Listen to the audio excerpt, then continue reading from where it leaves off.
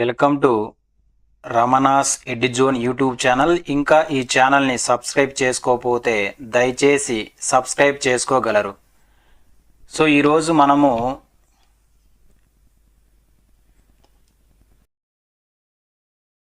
Endowment EO grade 3కి సంబంధించి paper 2లో భాగంగా 11వ chapter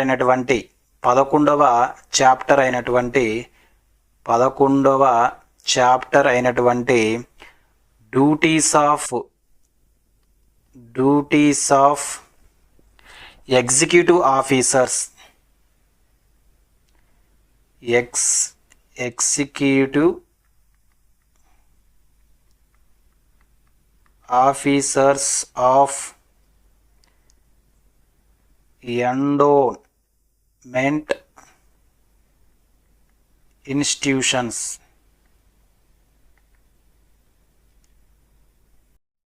So section 29 of Endowments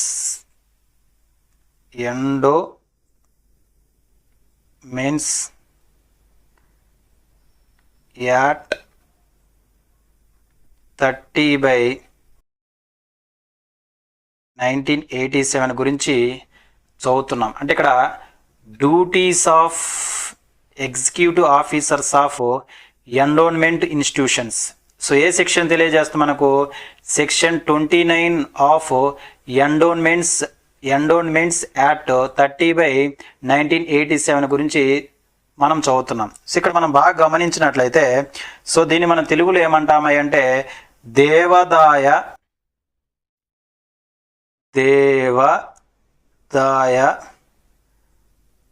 ధర్మదాయ చట్టం 30/1987. ఇక్కడ మనం బాగా గుర్తుపెట్టుకోవాల్సినటువంటి అంశం ఏంటంటే, సో ఇందులో మనకు 2 రకాల సంస్థలు ఉంటాయి. ఒకటోసరికి మత సంస్థలు. సో మత సంస్థలతో పాటుగా మనకేముంటాయి?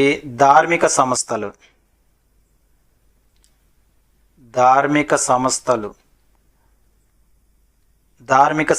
అంటే దేవాదాయ ధర్మదాయ చట్టం సో 30/1987లో రెండింటి గురించి ఉంటాయి. ఒకటి మత సంస్థల గురించి ఉంటాయి, రెండోసరికి ధార్మిక సంస్థలు. సో వీటినే మనం ఇంగ్లీష్లో ఏమంటాము?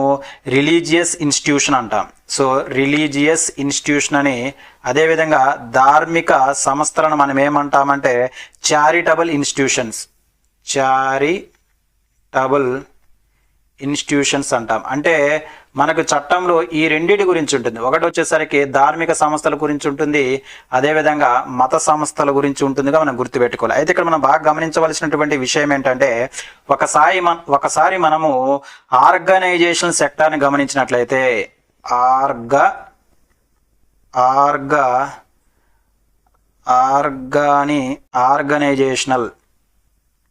ఆర్గనైజేషనల్ సెక్టార్ని మనం బాగా గమనించినట్లయితే, సో మనకి ఇక్కడ ఎవరు ఉంటారు?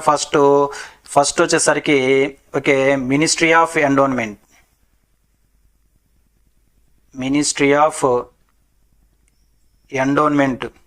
సో నెక్స్ట్ ఎవరు ఉంటారు మనకు? నెక్స్ట్ వచ్చేసరికి ప్రిన్సిపల్ సెక్రటరీ ఉంటారు. సో ఆఫ్టర్ దట్ ఎవరు ఉంటారు? నెక్స్ట్ కమిషనర్ గారు. ఓకే, అంటే మనకు హైరార్కీ కానీ, అంటే ఇక్కడ ఆర్గనైజేషనల్ సెక్టార్ ఆఫ్ ఎండోన్మెంట్స్ కానీ మనం గమనించినట్లయితే, సో ఫస్ట్ ఎవరు ఉంటారు మనకు? కమిషనర్. సో కమిషన్ కింద మనం ఎవరు ఉంటారంటే, కమిషనర్ కింద ఎడిషనల్ కమిషనర్ ఉంటారు. ఎవరు ఉంటారండి? ఎడిషనల్ కమిషనర్ గారు ఉంటారు. సో ఎడిషనల్ కమిషనర్ కింద ఎవరు ఉంటారు మనకు? ఎడిషనల్ కమిషనర్ కింద రీజనల్ జాయింట్ కమిషనర్ ఉంటారు. ఈయన ఎక్కడ ఉంటాడంటే, ఇక్కడ చూసరికి మల్టీ జోనల్ లెవెల్ ఉంటాడు. మల్టీ జోనల్ లెవెల్లో ఉండేటువంటి ఆఫీసర్ ఎవరు మనకు? Regional joint commissioner. So regional joint commissioner కింద ఎవరు ఉంటారు మనకు? రీజనల్ జాయింట్ కమిషనర్ కింద మనకు వచ్చేసరికి డిప్యూటీ కమిషనర్ ఉంటారు. ఎవరు ఉంటారు? Deputy commissioner. So deputy commissioner, deputy commissioner ఉండడం జరుగుతుంది. ఈ డిప్యూటీ కమిషనర్ కింద సో మనకి ఎవరు ఉంటారంటే, డిప్యూటీ కమిషనర్ ఎక్కడ ఉంటాడు, జోనల్ లెవెల్లో ఉంటాడు. జోనల్ లెవెల్లో ఉండే వ్యక్తి ఏమో డిప్యూటీ కమిషనర్ కాగా, నెక్స్ట్ వచ్చేసరికి ఇక్కడ అసిస్టెంట్ కమిషనర్ ఉంటారు. అసిస్టెంట్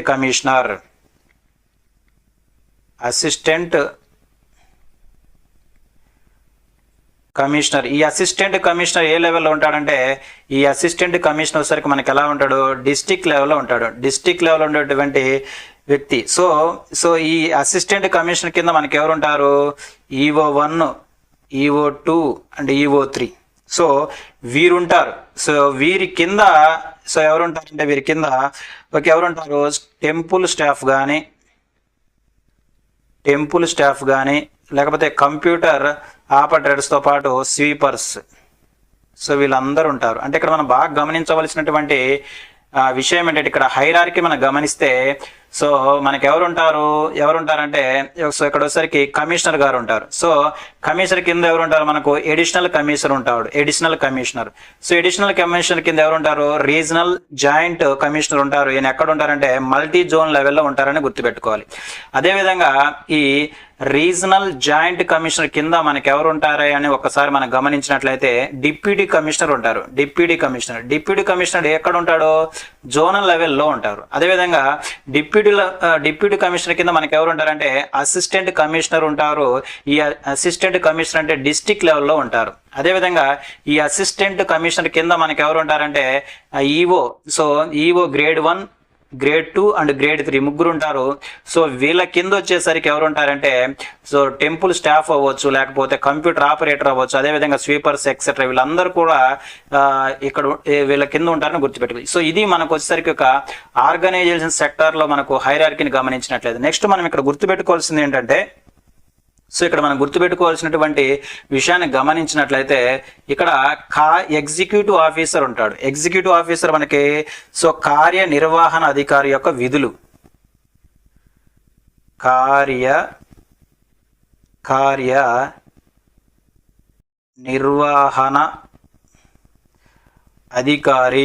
కార్యనిర్వహణ అధికారి యొక్క డ్యూటీస్, విధులను కానీ గమనించినట్లయితే, సో ఇది ఏ సెక్షన్ తెలియజేస్తుంది మనకు, సో సెక్షన్ 29 తెలియజేస్తుంది. గుర్తుపెట్టుకోవాలి. సో అందులో ఇక్కడ మనకు మెయిన్గా 2 భాగాలు ఉంటాయి. సో 2 భాగాలు ఉంటాయి దీంట్లో. సో 2 భాగాలు ఉంటాయని గుర్తుపెట్టుకోవాలి. 2 భాగాలు. ఒకటి వచ్చేసరికి ఒకటో భాగం ఏంటిదంటే, వచ్చేసరికి కార్యనిర్వహణ అధికారి నియామకం.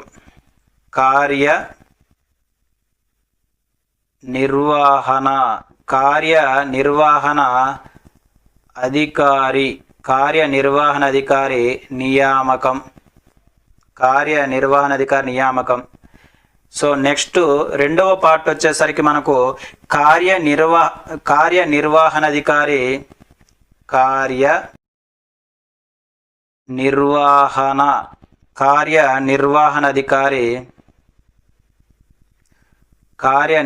అధికారి విధులు. సో మనకి ఇక్కడ ఎగ్జిక్యూటివ్ ఆఫీసర్ యొక్క డ్యూటీస్ గురించి తెలియజేసే సెక్షన్ వచ్చేసరికి మనకు సెక్షన్ 29 ఆఫ్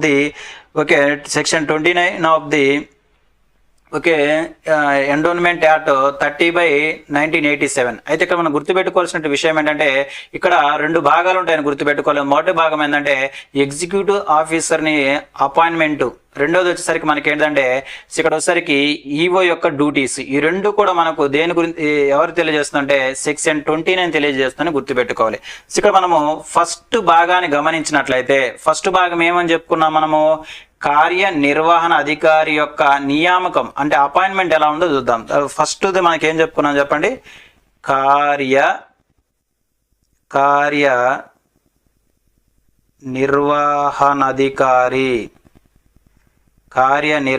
అధికారి నియామకం. సో ఈ కార్యనిర్వహణ అధికారి నియామకంగా మనం గమనించినట్లయితే, సో ఇక్కడ ఏ ఆర్టికల్ తెలియజేస్తుందంటే 29 సబ్ క్లాస్ 1 తెలియజేస్తుంది.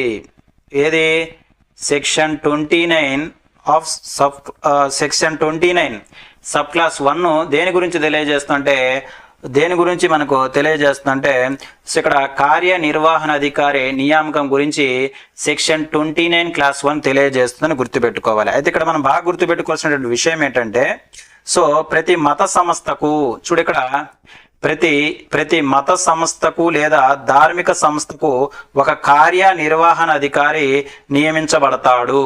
సో ఏదైనా అది మత సంస్థ కావచ్చు, అదేవిధంగా నెక్స్ట్ మత సంస్థ కానీ లేదా ధార్మిక సంస్థ కానీ ధార్మిక సంస్థకు కానీ ఈ రెండిటికి సో మత సంస్థకైనా ధార్మిక సంస్థకైనా సో మనకు సెక్షన్ 29 క్లాస్ 1 ప్రకారము సో ఎవరిని నియమిస్తారంటే సో ఎండోన్మెంట్ ఆఫీసర్ని అపాయింట్మెంట్ చేయడం జరుగుతుంది. అయితే ఇక్కడ మనం గుర్తుపెట్టుకోవాల్సిన విషయం ఏంటంటే సో ఏ హిందూ మత సంస్థలకైతే సో ఏ హిందూ మత సంస్థలకైతే లేదా సో ఏదైనా హిందూ మత సంస్థలకు కావచ్చు లేక ధార్మిక సంస్థలకు ఒక సంవత్సరపు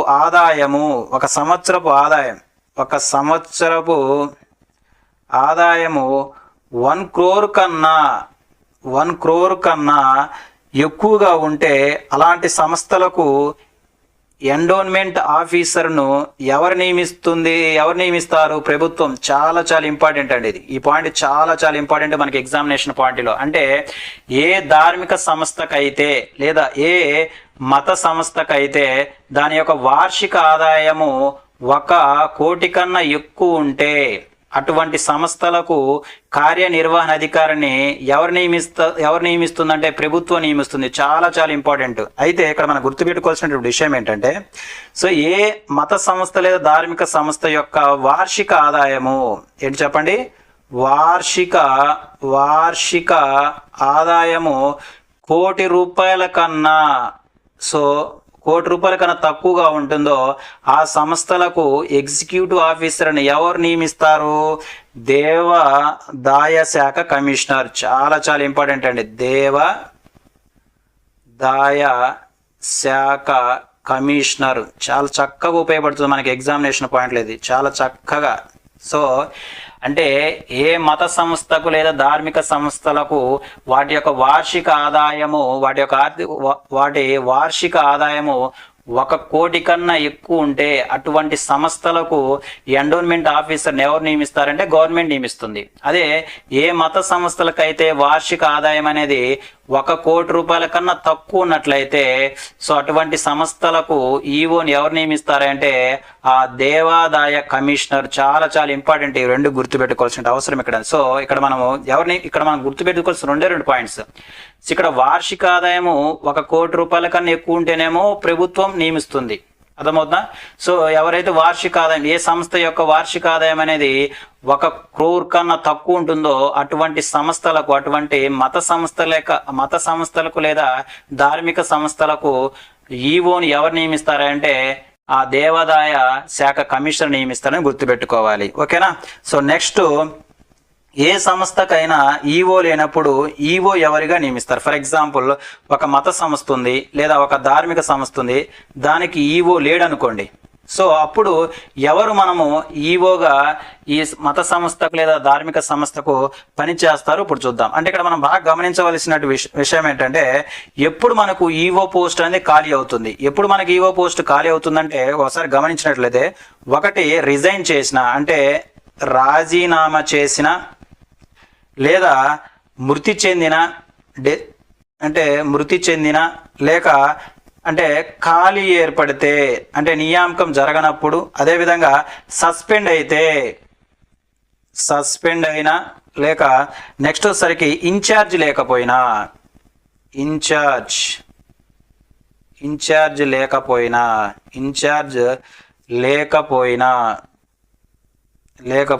సో ఇక్కడ మనం ఏం గమనిస్తున్నామంటే ఒకవేళ ఏదైనా సంస్థకు ఈవో కానీ లేకపోతే ఎవరు ఈఓగా వ్యవహరిస్తారనేది గమనిస్తున్నాం.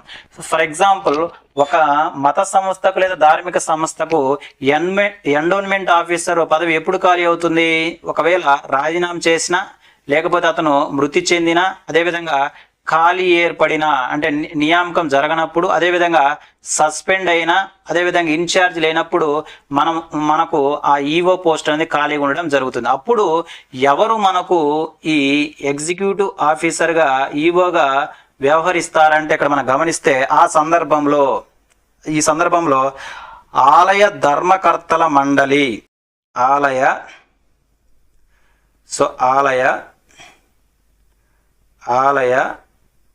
ధర్మకర్త మండలి, ఈ ధర్మకర్త మండలి ఉంటుంది కదా, అంటే ప్రతి ఆలయానికి ఎవరు ఉంటుంది? ఆలయ ధర్మకర్త మండలి ఉంటుంది. ఈ ఆలయ ధర్మకర్త మండలి యొక్క ట్రస్టీ కానీ, లేదా చైర్మన్ కానీ, లేదా మరి ఏ ఇతర ఉద్యోగి అయినా సరే,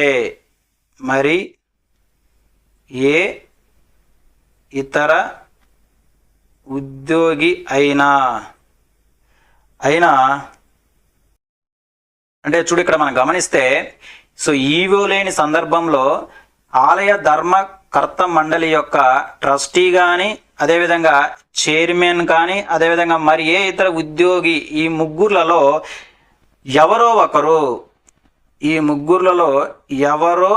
ఒకరు కమిషనర్ నిర్దేశించిన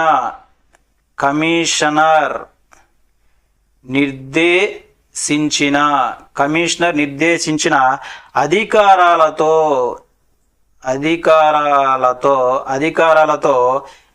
ఈవోగా విధులు నిర్వహించడం జరుగుతుంది. చాలా చాలా ఇంపార్టెంట్ అండి, నిర్వహించడం జరుగుతుంది.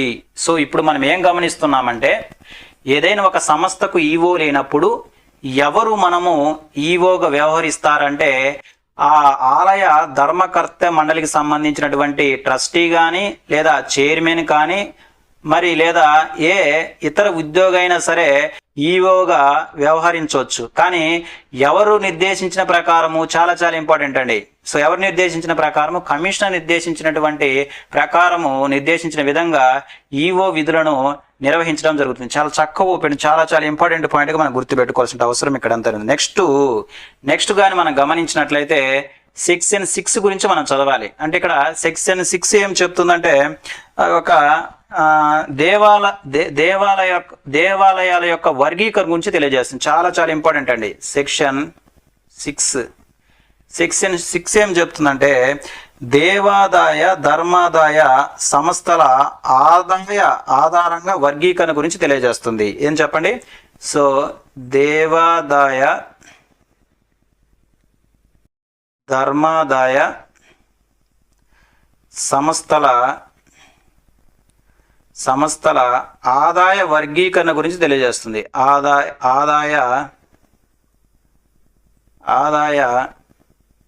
వర్గీకరణ గురించి తెలియజేస్తుంది. అంటే 6వ సెక్షన్ దేని గురించి తెలియజేస్తుంది అంటే, దేవాదాయ లేదా ధర్మాదాయ సంస్థల యొక్క వర్గీకరణ గురించి తెలియజేస్తుంది. దేన్ని బట్టి? ఆదాయాన్ని బట్టి వర్గీకరణ చేయడం అనేది జరుగుతుంది. అయితే ఈ సెక్షన్లో వర్గీకరణ దేవాదాయ శాఖ కమిషనర్ చేత, దేవాదాయ శాఖ కమిషనర్ చేత మూడు లిస్టులుగా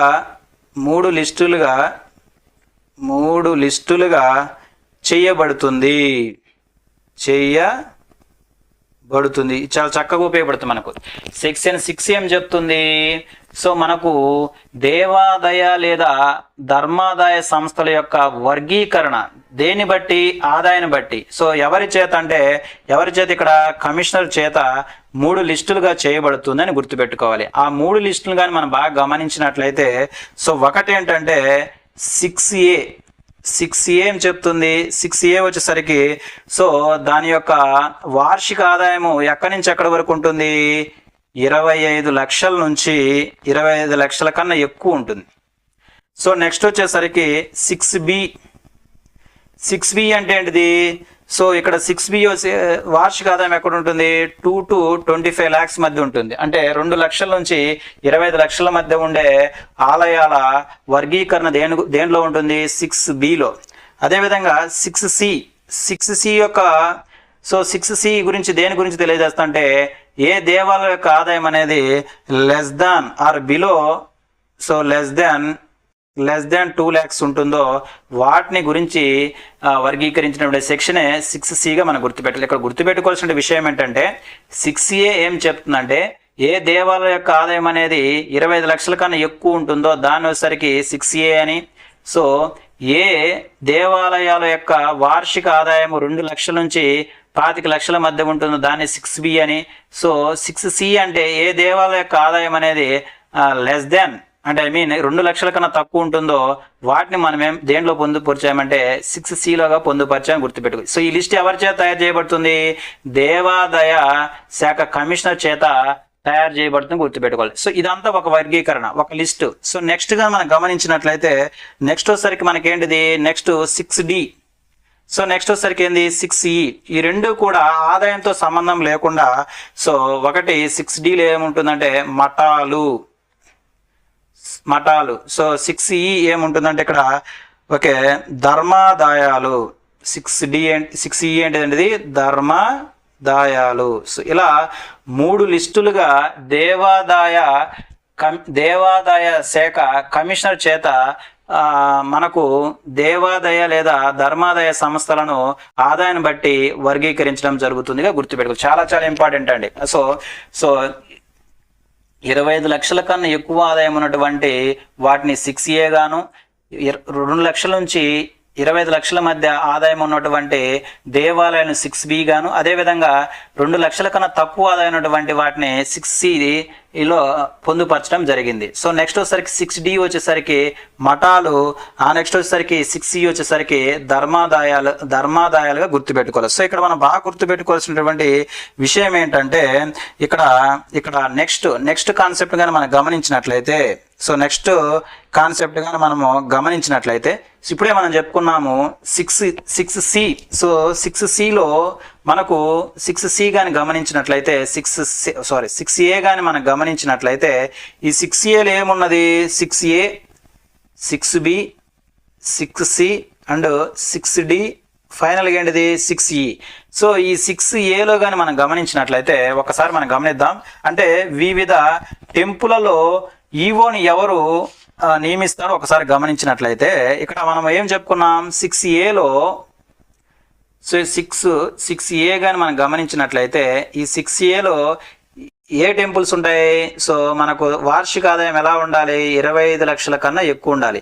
ఇందులో మనం గుర్తుపెట్టుకోవాల్సింది ఇక్కడ 2 రకాలుగా కానీ వర్గీకరిస్తే ఏ ఆలయాలు అయితే దాని యొక్క వార్షిక ఆదాయం అని 1 crore ఉంటుందో వాటికి ఈవోని ఎవరు నియమిస్తారు మనం చెప్పుకున్నాం చూడండి. ఎవరు నియమిస్తారు, ప్రభుత్వం నియమిస్తుంది. చాలా చక్కగా ఉపయోగపడుతుంది మనకు బిట్. సో ప్రభుత్వం నియమిస్తుంది. అదే విధంగా మనకి ఇక్కడ బాగా గమనించినట్లయితే సో ఏ దేవాలయం యొక్క ఆదాయము 25 lakhs టు ఎంతవరకు ఉండాలి, 1 crore మధ్య ఉంటుందో సో అక్కడ మనకు ఈవోని ఎవరు నియమిస్తారు, దేవాదాయ శాఖ కమిషనర్ నియమిస్తారు. చాలా చక్కగా ఉపయోగపడుతుంది, చాలా చాలా ఇంపార్టెంట్ అండి. సో 6Aలో వచ్చేసరికి మనకేంటిది, ఏ దేవాలయాల యొక్క ఆదాయము 25 లక్షల కన్నా ఎక్కువ ఉంటుందో అటువంటి టెంపుల్స్ జాబితాను ఎందులో పొందుపరిచారు, 6Aలో పొందుపరచడం జరిగింది. అయితే ఇక్కడ మనకు ఈ 6Aలో కానీ 2 పార్ట్స్ అంటే దేవాలయాల యొక్క ఆదాయం అనేది 1 crore కన్నా ఎక్కువ ఉంటుందో సో ఆ టెంపుల్ సంబంధించి ఈవోని ఎవరు నియమిస్తారు, ఓకే, ప్రభుత్వం నియమిస్తుందని గుర్తుపెట్టుకోవాలి. ఈవో ఎవరు నియమిస్తారంటే ప్రభుత్వం. అదే విధంగా ఏ టెంపుల్స్ యొక్క వార్షిక ఆదాయము బిట్వీన్ 25 lakhs to 1 crore ఉంటుందో దానికి సంబంధించినటువంటి ఈవోని ఎవరు నియమిస్తారంటే కమిషనర్ నియమిస్తారుగా మనం గుర్తుపెట్టుకోవాలి. సో ఇది మనకు ఇంపార్టెంట్. నెక్స్ట్ మనం 6Bలో ఏం చూసాము, 6Bలో మనకు వార్షిక ఆదాయం ఎలా ఉంటుంది, ఓకే 2 lakhs టు ఎంత ఉంటుంది, 25 lakhs వరకు ఉంటుంది. సో దీనికి సంబంధించినటువంటి ఈవోను ఎవరు నియమిస్తారు చెప్పండి, ఎవరు కమిషనర్ నియమించడం జరుగుతుంది. కమిషనర్ ఎవరు నియమిస్తారండి, కమిషనర్. అయితే ఇక్కడ మనం బాగా గుర్తుపెట్టుకోవాల్సిన విషయం ఏంటంటే, సో ఇది మన 6Cలో ఏమన్నా చెప్పండి, 6Cలో ఆ టెంపుల్స్ యొక్క వార్షిక ఆదాయం ఎలా ఉంటుంది, బిలో 2 lakhs. సో వీరికి వచ్చేసరికి మనకు ఈవోగా ఉంటారంటే దీనికి కంపల్సరీగా ఈవో ఉండవలసినటువంటి అవసరం లేదు. ఏ టెంపుల్స్కి అయితే వార్షిక ఆదాయం అనేది 2 లక్షల కన్నా తక్కువ ఉంటుందో అటువంటి టెంపుల్స్కి ఈవో ఉండవలసినటువంటి అవసరం తప్పనిసరి కాదు. ఏంటిది, తప్పనిసరి కాదు, ఉండొచ్చు ఉండకపోవచ్చు. కానీ ఇక్కడ సో ఎవరి యొక్క విచక్షణ మేరకు అంటే కమిషనర్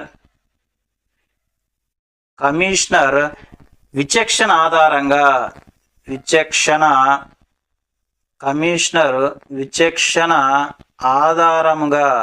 ఆధారంగా లిఖితపూర్వకంగా బై రిటర్న్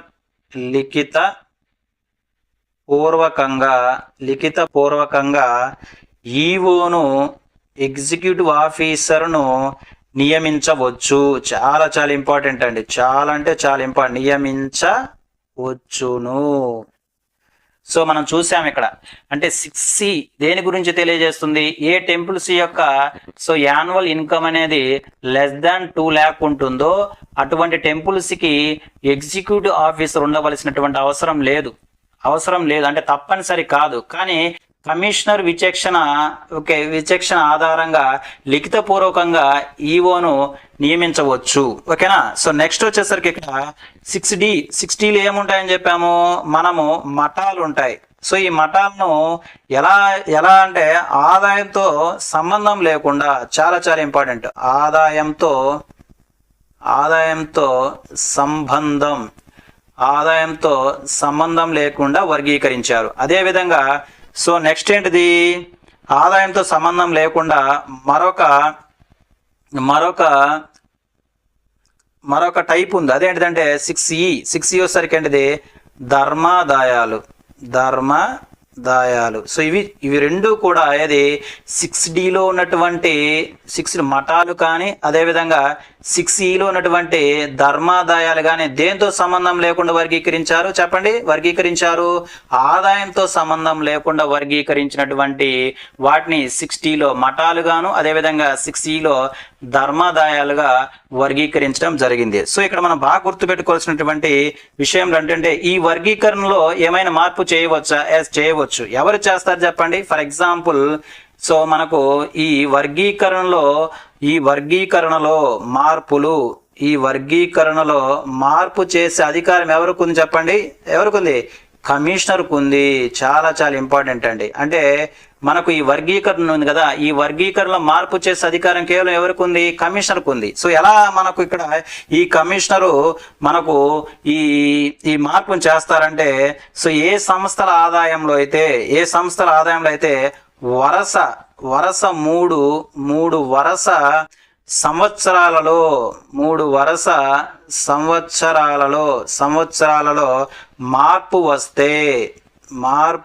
వస్తుందో వాటిని వచ్చిన మార్పు అనుగుణంగా 6Aలో కానీ 6Bలో కానీ అదేవిధంగా 6Cలోకి కమిషనర్ చేత మార్చబడతాయి.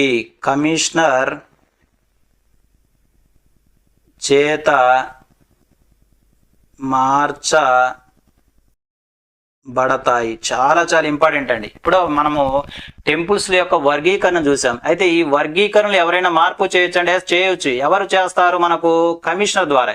ఎలా చేస్తారంటే 3 వరుస సంవత్సరాలలో మార్పును బట్టి ఆ మార్పుకు అనుకూలంగా ఆ టెంపుల్స్ ని 6A గాని 6B గాని 6C గాని ఈ 6Cలో గాని మార్చడం అనేది జరుగుతుంది. సో ఇక్కడ మనం ఇది చాలా ఇంపార్టెంట్. నెక్స్ట్ విషయాన్ని మనం బాగా గమనించినట్లయితే ఇక్కడ ఇప్పుడు మనం చెప్పుకున్నాం. సో ఏ టెంపుల్స్కి అయితే లేదా ఏ సంస్థలకైతే వార్షిక ఆదాయం అనేది 2 లక్షల కన్నా తక్కువ ఉన్న సంస్థలు ఉంటాయో వాటి నియామకం ఎప్పుడు జరుగుతుంది? ఈఓ యొక్క నియామకం ఎప్పుడు చేస్తారు? ఈఓ నియామకం ఎప్పుడు చేస్తారు? సో ఇప్పుడే మనం చూసాం. సో ఈ సంస్థల యొక్క వార్షిక ఆదాయం 2 లక్షల కన్నా తక్కువ ఉన్న దాన్ని ఏ సెక్షన్లో పెట్టారు? 6Cలో పెట్టారు. ఈ 6Cకి సంబంధించి ఎండోన్మెంట్ ఆఫీసర్ ఖచ్చితంగా ఉండాలి అనే రూలు లేదు, అంటే తప్పనిసరి కాదు.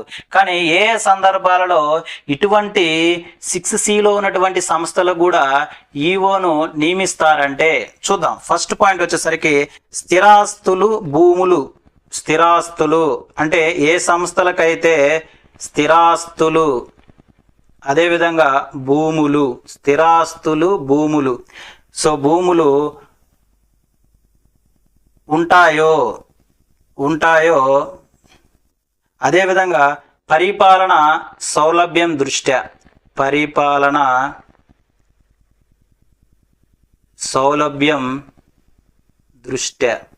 చూస్తున్నాం మనం ఇక్కడ 6Cలో జనరల్గా మనం గమనించినట్లయితే 6C జాబితాలో ఉన్నటువంటి టెంపుల్స్కి ఈఓ నియామకం తప్పనిసరి కాదని మనకు తెలుసు. అయితే ఏ సందర్భాలలో ఈఓ నియామకం జరుగుతుందంటే, సో ఏ సంస్థలకైతే దాని వార్షిక ఆదాయం 2 లక్షల కన్నా తక్కువ ఉండి అటువంటి సంస్థలకు స్థిరాస్తులు, భూములు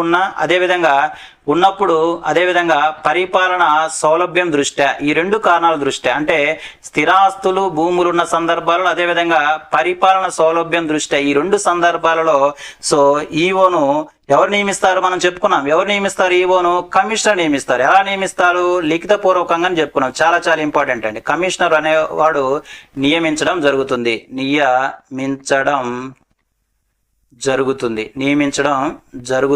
సో ఇక్కడ నెక్స్ట్ రెండో సందర్భం ఇప్పుడు 2 లేదా అంతకన్నా ఎక్కువ సంస్థలు, 2 లేదా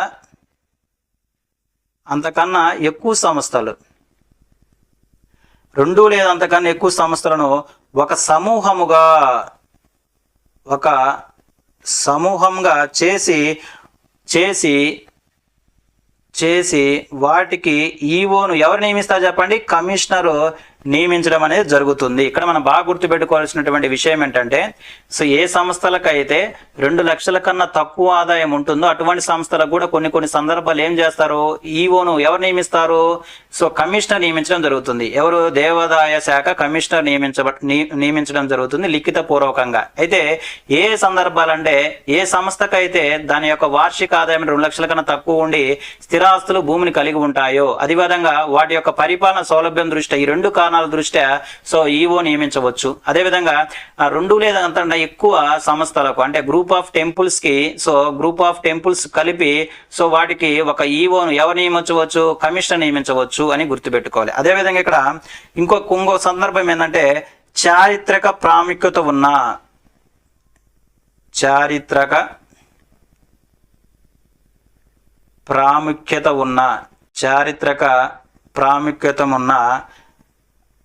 అభివృద్ధి చెందుతున్న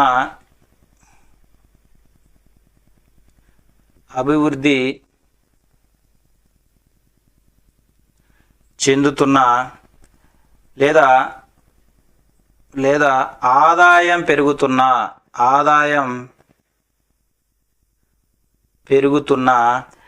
సంస్థలకు కూడా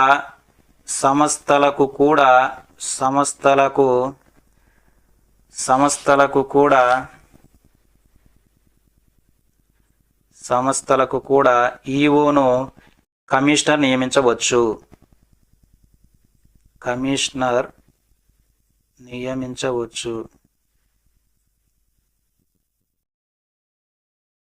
సో ఇక్కడ చారిత్రక ప్రాముఖ్యత ఉన్న లేదా అభివృద్ధి చెందుతున్న లేదా ఆదాయం పెరుగుతున్నటువంటి సంస్థలకు కూడా కమిషనర్ ఈఓ నియమించడం జరుగుతుంది. అదేవిధంగా పర్యాటనకు వెన్నెముక్కగా నిలుస్తున్న పర్యాటన పరంగా బాగా అభివృద్ధి చెందుతున్నటువంటి సంస్థలకు కూడా సో మనము ఈఓను ఎవరు నియమిస్తారు? కమిషనర్ నియమిస్తాడని గుర్తుపెట్టుకోవాలి. అంటే ఇప్పుడు మనము అంటే ఏ సంస్థలకైతే 2 లక్షల కన్నా తక్కువ ఆదాయం ఉన్నటువంటి సంస్థలకు ఈవోను నియమిస్తారో కమిషనర్ చూస్తున్నాం. ఫస్ట్ సందర్భం ఏంటండి?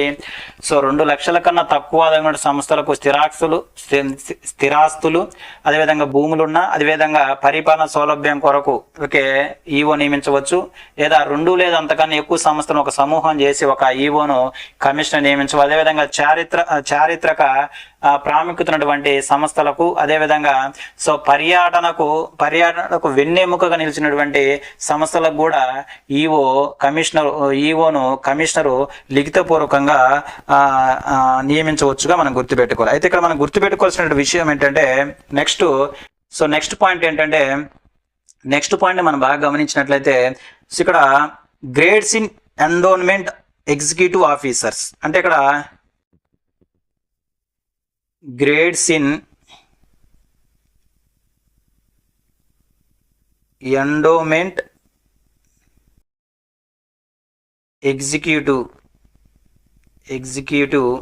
ఆఫీసర్స్ అంటే ఇక్కడ ఈవోలో గ్రేడ్స్ను మనం గమనించాలి. అంటే ఏమేం గ్రేడ్స్ ఉన్నాయి ఈవోలో మనం గమనించినట్లయితే సో మనకు తెలుసు ఏంటిది?